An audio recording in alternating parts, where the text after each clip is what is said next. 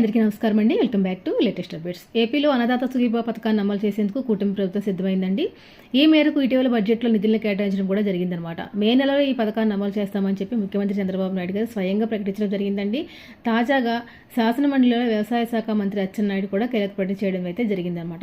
ఈ యొక్క అన్నదాత సుఖీభవ పథకాన్ని కింద విధి విధానాలు ఎలా ఖరారు చేశారు, ఏ విధంగా అప్లై చేసుకోవాలి, ఏ రైతులకి మరి ముందుగా ఏ జిల్లాల రైతులకి ఈ డబ్బులు అనేవి అకౌంట్లో పడతాయి, ఎవరికైనా గతంలో పీఎం కిసాన్ డబ్బులు రానట్లయితే ఆ రైతులకి మరి పడతాయా పడవా అన్న విషయాన్ని ఈరోజు వీడియోలో డీటెయిల్గా తెలుసుకుందామండి. వీడియోని ఎక్కడ స్కిప్ చేయకుండా ఫస్ట్ నుంచి ఎండ్ వరకు చూడండి. అలా అయితేనే మీకు అనేది క్లారిటీగా అర్థమవుతుందన్నమాట. దీంతో పాటుగా వీడియోకి ఒక చిన్న లైక్ చేసి మీ ఫ్రెండ్స్ అండ్ ఫ్యామిలీ మెంబర్స్కి ఈ వీడియోని షేర్ చేయండి. ఎవరైనా కనుక మన ఛానల్ ఫస్ట్ టైం చూస్తుంటే కనుక ఛానల్ని తప్పకుండా సబ్స్క్రైబ్ చేసుకోండి. మరి లేట్ చేయకుండా వీడియోలోకి వెళ్ళిపోతామండి. అన్నదాత సుఖీభవ పథకం కింద రాష్ట్ర వ్యాప్తంగా ఉన్న రైతన్నులందరికీ కూడా కూటమి ప్రభుత్వం మేము అధికారంలోకి వస్తే కనుక 20,000 రూపాయల ఆర్థిక సహాయాన్ని అందిస్తామని చెప్పడం అయితే జరిగిందండి. మరి చెప్పినట్టుగానే దాన్ని 20,000 రూపాయలకైతే ఆ మొత్తాన్ని పెంచడం అయితే జరిగిందనమాట. గత ప్రభుత్వం మరి మనకి ఈ అన్నదాత సుఖీభవ పథకం రైతు భరోసా పేరుతో ఉండేదన్నమాట.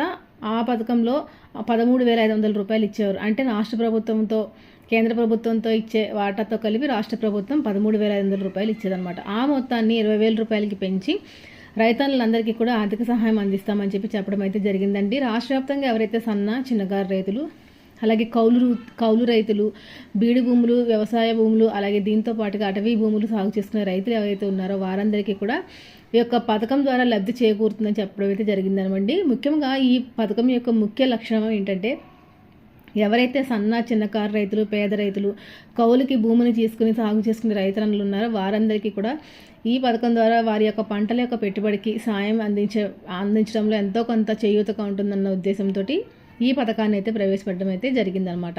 అయితే కూటమి ప్రభుత్వం హామీ ఇచ్చింది కానీ ఇంతవరకు కూడా ఈ పథకం గురించి ఎప్పుడు అమలు చేస్తారు, రైతన్నులకు డబ్బులు ఎప్పుడనేవి అకౌంట్లో వేస్తారన్న దానిపైన క్లియర్ అండ్ క్లారిటీగా ఇన్ఫర్మేషన్ అయితే లేదండి. మరి మనకి కేంద్రం నుంచి రావాల్సిన వాటాగా 6,000 రూపాయలు అయితే 2024-25 సంవత్సరానికి సంబంధించిన 3 విడతల్లో వేయడం జరిగిందండి. మొన్న రీసెంట్గా 19వ విడత డబ్బులు కూడా పీఎం మోదీ గారు జమ చేయడం అయితే జరిగిందనమాట. మరి మళ్ళీ 20వ విడతకు కూడా సిద్ధమైపోయింది. కానీ ఇంతవరకు కూడా రాష్ట్ర ప్రభుత్వం వాటాగా ఇవ్వాల్సినటువంటి డబ్బులు అయితే ఇంతవరకు రాలేదు. దీని గురించి ఆంధ్రప్రదేశ్ వ్యవసాయ శాఖ మంత్రి అచ్చెన్నాయుడు అన్నదాత సుఖీభవ పథకం పైన కీలక ప్రకటన అయితే చేయడం జరిగిందనమాట.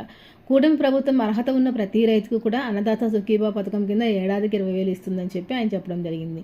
ఇటీవల అసెంబ్లీలో ప్రవేశపెట్టిన బడ్జెట్లో అన్నదాత సుఖీభవ పథకానికి సంబంధించి 9